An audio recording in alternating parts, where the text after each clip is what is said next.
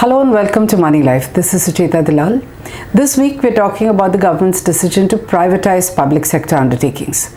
So as you know, last week there was a lot of celebration. In fact, it's been going on ever since the budget. But last week, when there was a report that 4 banks are going to be privatized, the markets just shot up. The stocks of those 4 banks, not officially announced, hit the upper circuit. A couple of them also were on 52-week highs.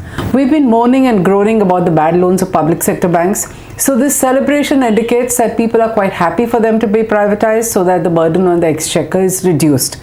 If that implies that people are concerned about how our money is used by the exchequer, then I think we need to take a closer look at how the government is going about privatization. So this time, privatization is going to be apparently different from the pseudo-privatization that's been happening in the last 6 years, where one public sector undertaking takes over another. This time, it's going to be a sell-off. Is this new? No, it was a previous NDA government, the NDA 1 as we like to call it, which had a large number of absolute sell-offs. They, want to show that they're muscular government like this one, and they sold a lot of undertakings. Now, according to me, 2 things. One is privatizing chronically ill, money-guzzling public sector undertakings is a good thing, not against it at all.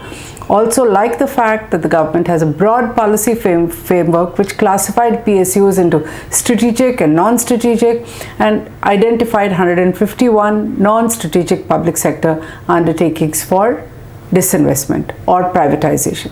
Unfortunately, there's no white paper, no roadmap, which we believe all of you who've been seeing our video blogs know repeatedly said, have a plan, be transparent, put it out in the public domain. Even about this, we don't have enough information. We have the budget and what the finance minister said. Then we have an interview by Anurag Thakur, Minister of State for Finance, who told the Economic Times that the government has to be fair and reasonable and it couldn't offer sick banks for sale because no buyer would come forward to buy it. Sounds most reasonable. The same interview also talked about how the government had worked hard on cleaning up the bad loan mess. It had brought several banks out of prompt corrective action, which is where they are put when their bad loans reach a point where enough of capital is eroded, and that they had reduced non-performing assets. Point is, what about the existing undervalued assets of banks which are never looked at? And this is not just banks, this is all public sector undertakings. But let's stick to banks here. Every public sector bank has lavish offices. In fact, the chairman's office or the ED's office in a government bank is much larger than any private sector counterpart or even a foreign bank. And they have extremely good prime properties in all the cities across the country, a massive branch network, guest houses, auditoriums, training institutes, all of them with acres and acres of land, which is today hugely valued. And when people talk about performance, profits, bad loans, and the government repeatedly capitalizes these banks with our money from the exchequer, at no point has there been a serious exercise to tell them, sell these properties, consolidate, bring that money back into the bank. And today it will be cleaned up apparently by creating a bad bank where all the bad loans, the remaining bad loans, will be transferred and then privatized. But what about the assets? Now, this is not advanced criticism, but I'm saying it's a gentle reminder that let's look back at what NDA 1 did and learn some lessons, important lessons, especially about asset valuation. Okay, because all the new people who come and bid for privatized public sector undertakings in fact manage to extract the biggest chunk, maybe the entire cost of the bid from the very undertaking, because in the commanding heights of PSU all through the Nehruvian era, every time a public sector undertaking was set up, the government just took over land or granted them land which was far in excess of their needs. Now I'm going to talk about just 3 or 4 examples. The first is the sale of Centaur hotels. It's very timely to talk about this because Air India is being privatized. We know that Air India has been hugely loss making and a big cost to the government of India. Has been repeatedly bailed out, and this has been going on for 20 years. So in 2001, the government decided to sell 2 hotels, Centaur at the airport in Bombay and what is known by Mumbaikars as Juhu Centaur. Both these were extraordinary properties, huge hotels in very prime areas. They belong to the Hotel Corporation of India, 100% subsidiary of Air India. Now, when the first sale happened, look at what goes on. So, Airport Centaur, any of you who have come to the Bombay airport can't miss it because you can't come to the domestic airport without going past this imposing building. But it was sold for just 83 crores to one Amritlal Batra, a hotelier who was from the RSS, and his company Batra Hospitality. What did he do? In exactly 4 months, he sold it at a 35% profit, which is 115 crore to, you know who, hold your breath, to the Sahara Group. Yes, the same Sahara Group which is not able to pay back its depositors today. People are holding protests all over the country and there is no payment coming out. Saga doesn't end there. Look at the size of the hotel. This hotel was built bang next to the airport on 30,000 square meters of prime land. Land was of course owned by Airport Authority of India but given away to Sahara. It had 300 rooms, 5 restaurants, 3 banquet halls and a huge ground around it which was full of trees. What did Sahara do? First thing that it did is wangled extra FSI. This is a round hotel. They built around it, increased the circumference and increased the size of the hotel, chopped all the trees. They have built God knows what, including parking lots and other things over there. Every bit of area, the greenery is chopped and it has been built. Now, the value of that property, bought for just 115 crores, I'm sure is now at least 4 times as much, which means that the entire cost of bidding for it was recovered from that asset, which the government of India should have done. Now, why didn't we do it? Because the philosophy then was we're going to sell it as a going undertaking rather than on its breakup value because we want to protect a few jobs. What happens actually is that none of the contracts are properly decided. So we don't know what happens later, how many employees are given VRS, how many actually stay over, and whether the concern remains going at all, which is a little bit of a joke. And you will see that with the new hotel, the other hotel, Juhu Centaur, which was also privatized. Now, this is an amazing story. This is a fantastic property in Juhu. That's where several of our top stars, including Amitabh Bachchan, stay. This was a 6-acre prime real estate with 370 rooms and it was sold for just 153 crores. To whom? To Mr. Ajit Kerkar, who was once very famous as the chairman of the Taj Group of Hotels, credited with building it. He had set up a company called Tulip Hospitality. Believe it or not, this is a property where global chains from around the world, actually when disinvestment of hotels was planned, all the big global hotel chains were interested. They have since come to India and built scores of hotels. But at that time, nobody bid for this. Ajit Kerkar, believe it or not, like I said, was the sole bidder. And guess what? He did not even have the 153 crores to pay. So the government held a meeting and it forced public sector banks and LIC to lend him money so that he can buy this hotel at just 153 crore. Virtually from day one, this so-called genius hotelier has not been able to run Juhu Centaur at all. So first thing, it was reduced from a 5-star hotel to a 3-star hotel, lost a liquor license and has just been going downhill. It had a labor strike. So all the reasons why it was a going concern have not been met. But we chose that. We didn't want to extract value. Now, what happens to it? He goes and does a deal with a builder. He's not able to pay back his debts. And the hotel gets acquired by one of the creditors and sold to an asset reconstruction company, which several years ago, according to a news report, had valued this at 1300 crore. Where is 153 crore? Where is 1300 crore? Look at the deals with the builders. I mean, if you'd just broken it up, looked at the value, the government would have recovered a lot of money. This is family silver, mind you. It's our money. And look at what happens.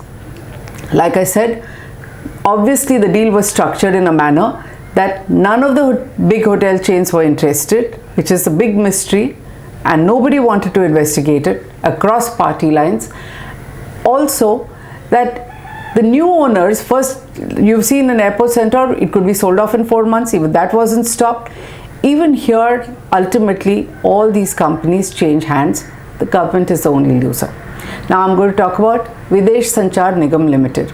In the 90s, this was a public sector undertaking that we were all proud of. The chairman was B.K. Singhal, and he gave us a cutting-edge telecommunications giant, which in fact gave such a big fillip to India that the reason why we have this great software industry is because he allowed us to have data services and internet on par with the rest of the world through a giant leap of technology, which is all the doing and pushing of one man. What did he get? After 7 years of service, they found a way to ask him to leave overnight and very shamefully. And then the company was run to the ground, obviously because competitors didn't like the success of a public sector undertaking, and it is so easy to get a good chairman out and to make things not work well for a PSU. So it ran to the ground, and very quickly by 2001 they had decided that this Navratna, it was classified as a Navratna by the government, is going to be privatized. Reliance and Tatas were in the race. The Tatas won it they got control by just buying 25% by paying 1439 crores in 2002. Now guess what? Within days of this acquisition, in fact I had written at that time, even before the ink dried on the contract, the venerated Tata Group was going to divert 1300 crore, literally a little short of what they paid to buy the 25% stake and take control, to a loss-making company of the group called Tata Teleservices. All kinds of mergers have happened since then, but because there was a hue and cry, this was finally stopped. But that's not the only asset that they had. VSNL had 773 acres of excess land, and this was in prime locations across 5 cities. Now this land was supposed to be spun off into a separate company, and 51% of that value, realizable value, was going to come to the government of India, the rest to a whole bunch of people, including some to the Tatas. From 2002, for 14 years, they kept the land as it is because of a dispute over, believe it or not again, who will pay stamp duty. So it languished 14 years. In 2016, the Financial Express reported that it was finally demerged into a company called Hemisphere Properties India. If you ask me, it's another 5 years since then, and we don't know whether the government has realized value, done anything with that land, or has it just got encroached and is continuing to languish in a new company. But the demerger happened so many years later. You can credit this government for doing it after so many years, but when we're talking about privatization, we need to know what happened there. The last example I'm going to give you is about BSES and Reliance. I remember in the 80s I had written, while working in Business Standard, about how Reliance had bought a stake in BSES. It just bought a big chunk of the shares, kept quiet till 2001. In 2001, when all the disinvestment was happening at full speed, it made an open offer to acquire more shares. Went past 15%, did a second open offer, and then got control. Went past 51% and took control of a company called Bombay Suburban Electric Supply. This was a big power distributor in Bombay. Now, like all public sector undertakings, it had massive properties. 2 that I'm going to talk about here. The whole story about Reliance Energy is very different. To put it in a nutshell, the name of BSES was changed to Reliance Energy. This was when the 2 brothers were together under Dhirubhai Ambani. Then they fought acrimoniously, and finally Reliance Energy went to Anil Ambani. He ran it to the ground, he mismanaged it, had a huge debt on the company, and eventually sold to the Adani Group. But There are two valuable pieces of land which he retained. One was the chairman's bungalow, spread over 1,537 square meters of land at Pali Hill. Now you know Pali Hill is one of the most expensive locations in the Mumbai suburbs. The other was a 4-acre prime land off the Western Express Highway, again in the heart of Bombay at Santa Cruz. What happened to these two? As you know, Anil Ambani has now declared himself bankrupt. He has no money, he has large loans, and he's been trying to encash the land. So the chairman's bungalow has been torn down.